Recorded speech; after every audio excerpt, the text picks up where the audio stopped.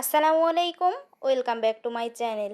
আজকে আপনাদের দেখাবো গ্রামের ঐতিহ্যবাহী তালের বড়া রেসিপি, যেভাবে খুব সহজেই করে ফেলবেন এবং পিঠাটা কোনো রকম আটা থাকবে না এবং ফুলকো ফুলকো হবে। তো আমার ভিডিওটা স্কিপ না করে শেষ পর্যন্ত দেখতে থাকুন। তালের বড়ায় এই রেসিপিটা করার জন্য আমার বর বাজার থেকে 2টা পাকা পাকা তাল নিয়ে আসছে।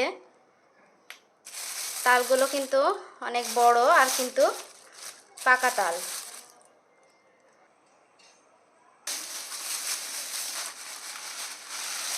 এতটাই পেকে গেছে যে তালের ইয়াগুলো একা একাই ফুলে যাচ্ছে।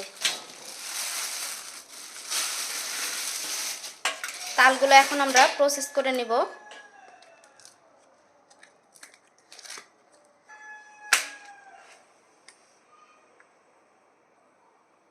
গ্রামের মানুষেরা যেভাবে তালগুলো প্রসেস করে সুন্দর একটা পিঠা বানিয়ে নেয় এবং সুস্বাদু করে বানিয়ে তারা খায়, সেগুলো আপনাদের আজকে এই ভিডিওতে দেখাবো। তো দেখতেই থাকুন। তো আমরা তালের কাজটা শুরু করে দিচ্ছি।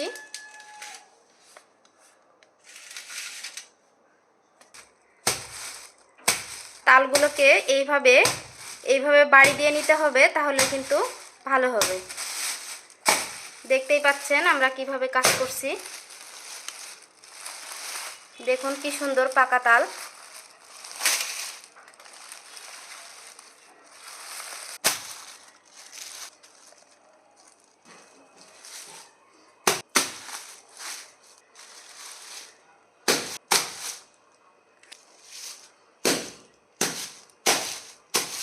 দুইটাই আমরা এইভাবে প্রসেস করে নেব।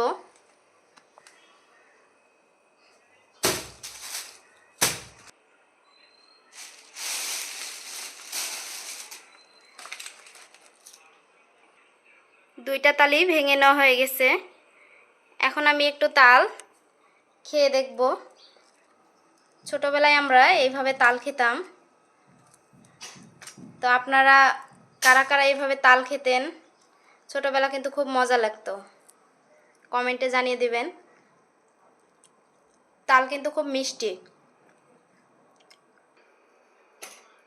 তালগুলো এবার আমরা সিলায়ে নেব। উপরের যেই আস্তরণটা আছে সেটা আমরা ফেলে দেব।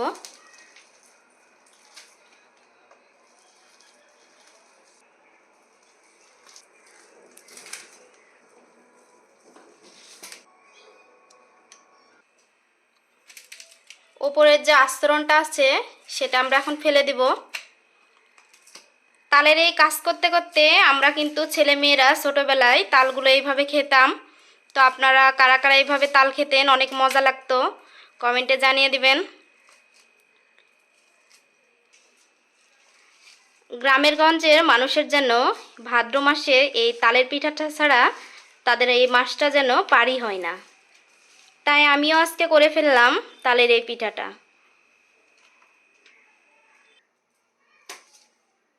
আমার মাও গ্রামে কিন্তু পিঠাটা বানিয়ে আমাকে খাওয়ায়। তো ভাবলাম আজকে আপনাদের সাথে শেয়ার করি। তো কিভাবে করছে সেগুলো আপনারা দেখতে থাকুন।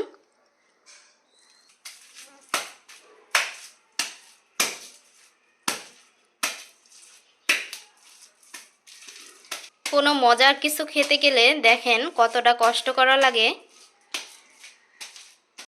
দেখেন বন্ধুরা, তালটা কিন্তু বাড়ি দেওয়ার পরে এইরকম নরম হয়ে গেছে। এখন আমরা তালের যে দড়াগুলো সেগুলো বের করে নিব। কিভাবে দড়াগুলো বের করছি সেটাও দেখুন। তালের দড়াটা বের করার জন্যে আমরা এখানে একটা ফ্যানের ঝাঁকা নিয়ে নিয়েছি।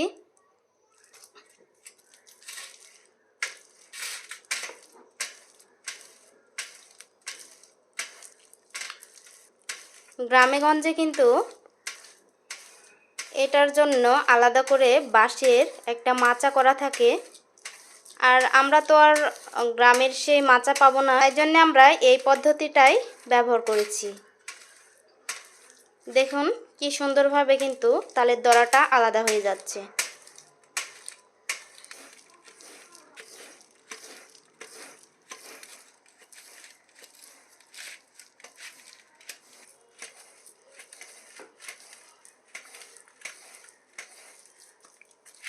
আমাদের এই নতুন পদ্ধতিটা আপনাদের কেমন লাগলো সেটা কিন্তু বলতে ভুলবেন না। আশা করছি এটা দেখে আপনাদের তালের এই কাজটা করতে আর অসুবিধা হবে না।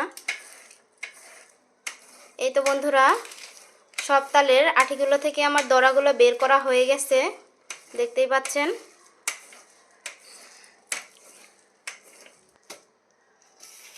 এবার আপনাদের দেখিয়ে দিই। দুইটা তালের দড়া কিন্তু অনেকগুলো হয়েছে, দেখতেই পাচ্ছেন কি সুন্দর লাগছে। আর মিষ্টিও কিন্তু খেতে তালটা। তালের দড়ায় এক্সট্রা যে আঁশটা আছে সেগুলো আমরা এখন ছেঁকে নেব। তাই জন্য এখানে একটা শপিং ব্যাগের কাপড় নিয়ে নিয়েছি। এখন সব তালগুলো তুলে নেব এতে।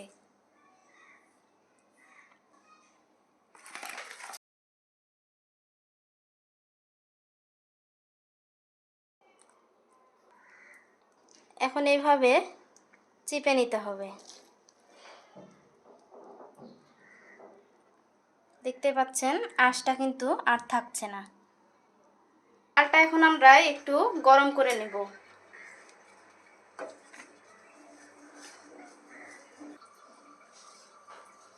পাঁচ মিনিট আমরা তালটা এইভাবে গরম করে নেব।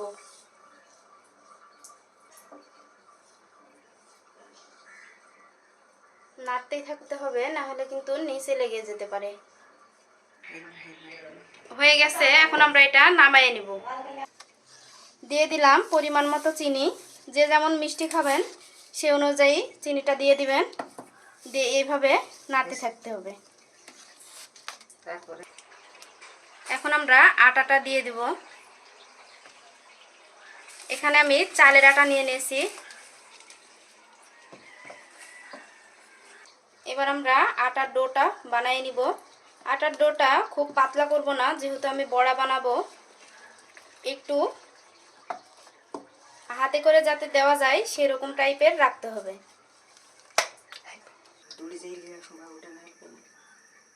পিঠাটা ভাজার জন্য এখন কড়াইয়ে তেল দিয়ে দিব।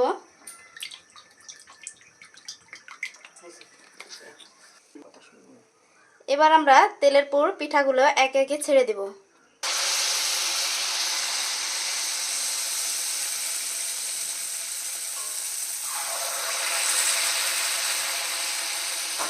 দেখতেই পাচ্ছেন পিঠাগুলো কিন্তু খুব সুন্দরভাবে ফুলে ফুলে উঠছে।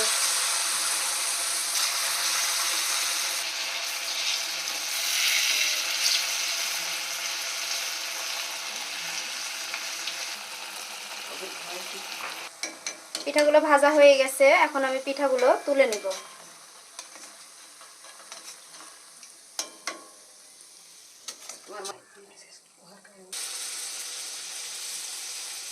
একই প্রসেসে আবার আমরা পিঠাগুলো এইভাবে দিতেই থাকবো।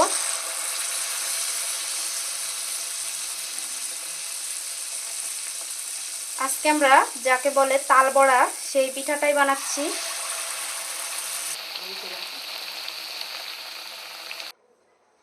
এই তো বন্ধুরা, আমার তাল বড়া বানানো হয়ে গেছে। তো আপনাদের একটা ভেঙে দেখাচ্ছি কেমন হয়েছে দেখেন। ভিতরেও কিন্তু খুব সুন্দর হয়েছে, একটুও কিন্তু আটা নেই। দেখতেই পাচ্ছেন কি সুন্দর হয়েছে পিঠাটা। তো আজকের ভিডিওটা আমার এই পর্যন্তই। আশা করছি আমার ভিডিওটা দেখে আপনারা অনেকটাই শিখে গেছেন পিঠাটা বানানো। চ্যানেলে নতুন হয়ে থাকলে আমার চ্যানেলটা সাবস্ক্রাইব করে আমার চ্যানেলের সাথেই থাকুন। আসসালামু আলাইকুম।